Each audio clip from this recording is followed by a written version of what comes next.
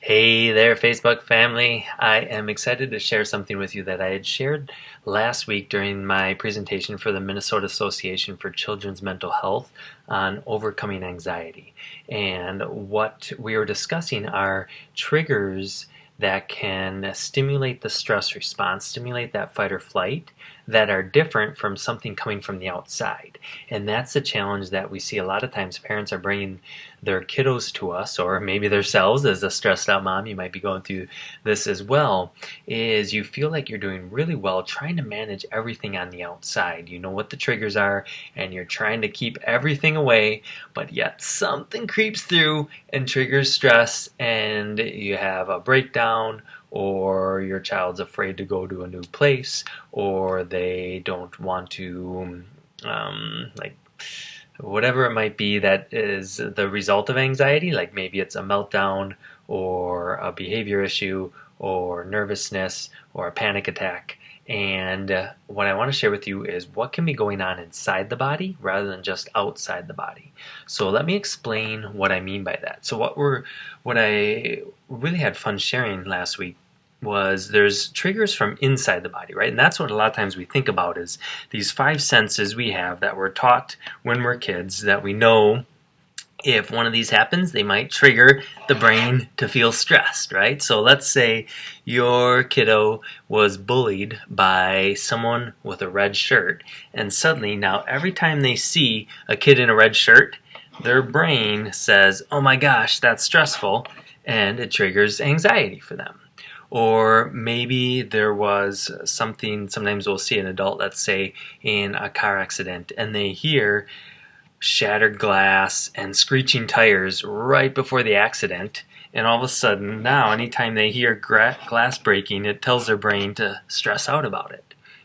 Or maybe you got sick one time and you threw up, and whatever meal you ate right beforehand, like you don't feel like eating for 2 months because suddenly your brain gets this association with that food and it stresses your brain out. Or, sometimes we see families and people who are maybe they're abused when they're younger, and there was a certain cologne or perfume or like smell that always triggered, that was always happening then, and suddenly now that's triggering the brain to feel stressed. So what happens is I see these families that are looking at these things on the outside. So they're looking at the stresses from the outside world and trying so hard to keep them at bay, because if they think they feel that if they can identify the stress and keep it at bay, that's going to control the anxiety. Now, the challenge is, though, what happens if you feel like everything's being kept away, yet the anxiety is still being triggered? Where could it be coming from? So let's switch here, and we're going to jump in now to inside the body. So while we learn when we're young about the five senses, we also know there's senses that are inside the body that are not part of the five senses. So there's a sense called proprioception, and that might be something that you've learned. I don't know how clear it is if it's coming in here, but ultimately proprioception is where we're at in space, where our body's at in space. It's why, as if you ever have to do this, I'll get this hand up here, but if you ever shut your eyes and touch your nose, you can do that without your eyes open. It's because of this sense of proprioception. And it's super important for your brain to know where your body's at. And the other sense, vestibular, has to do with balance and movement. But ultimately, what these are senses that the body is sending into the brain. A lot of times when we think about brain-body communication, we think about the brain telling the body to do something. Your brain tells your body how to digest the food that you ate. If you come across a virus or a bacteria, your brain tells your body how to trigger the correct immune response to fight it off. And what happens is we often forget that the body is sending a ton of information up into the brain at all times.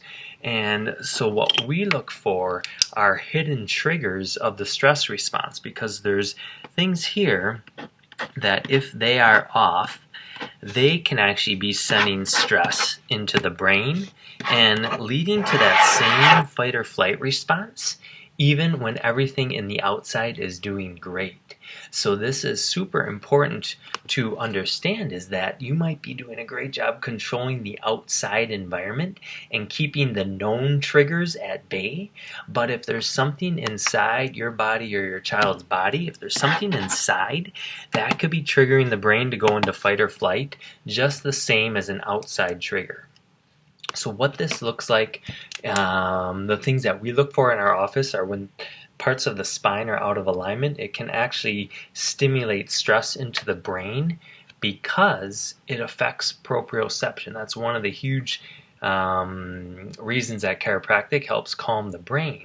If we look at this sense right here, this proprioception sense, about 60% of that comes from the spine. So of all the parts of the body, we have the spine stimulating about 60% of this input into the brain, and this input is super calming for the brain. That's why, like, a weighted blanket you might see, or a deep hug, or being squished under a beanbag. All these things stimulate this position, this proprioception sense that sends information into the brain, and that fortunately tells it to feel calm. This is soothing for the brain. What happens is, if the nervous system is not getting this input from the spine, it triggers this stress response here, and now the brain starts to trigger fight or flight it receives that trigger from inside the body. So this is something that we love looking for in our office, is through the neurological scans. We can actually measure all the nerve channels along the spine to see, are they working normally? Are they getting that good calm into the brain? Or something off, that they're actually sending stress into the brain instead. So if this is something that you've been dealing with yourself, for your child, for your family, for you as an individual, and you feel like, all right, I think I've got everything on the outside under control, why do I still feel stressed? This is often the missing piece that we find in our office. So if that's something you ever have questions on, if you're looking for more resources, if you just want to get scanned, give us a call, shoot us a message, put something in the comments here. Either way, we would love to be able to check you out to see if this is the missing piece, then you know. And if not, you know that too. But either way, you can start to get deeper into the root of anxiety and start to activate that calm for the brain and overcome things and be happy on the other side, and really start to expand into life instead of getting that fear response, that fight or flight, shutting down and withdrawing from life. So hope that's helpful. Reach out with any questions, and I'll talk to you guys later.